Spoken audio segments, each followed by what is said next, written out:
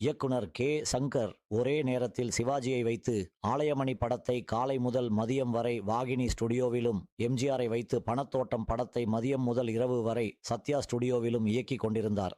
ஒரு நாள் எம்ஜிஆர் நடித்த ஒரு காட்சியை சங்கர் 7 டேக்குகள் எடுத்து ஓகே செய்தார். பொதுவாக எம்ஜிஆரிடம் 2வது டேக் கேட்கவே யோசிப்பார்கள். எல்லோரும் என்ன நடக்குமோ என பார்த்து கொண்டிருக்க, எம்ஜிஆர் டேக் ஆனதும் சங்கரை தனியாக அழைத்து, "என்ன சங்கர், இன்று காலை தம்பி சிவாஜி நடித்த காட்சியை எடுத்தீங்களா?"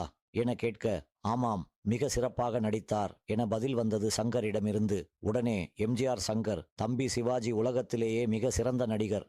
என்னையும் அவரைப் போலவே நடிக்க சொல்வது நியாயமா? அவர் ஒரு டிராக், நான் ஒரு டிராக். இரண்டும் இணையாது, இணையவும் கூடாது. என்னிடம் என்ன வருமோ அதை வாங்கிக் கொள்ளுங்கள்" என்றதும் பொட்டில் அறைந்தது போல் புரிந்தது சங்கருக்கு. ஆலயமணி படத்தில் "சட்டி சுட்டதடா" என்ற பாடல், பணத்தோட்டத்தில் "என்னதான் நடக்கும் நடக்கட்டுமே" என்ற பாடல், இரண்டுமே தத்துவ பாடல்கள். எம்ஜிஆர், சிவாஜி அவரவர் பாணியில்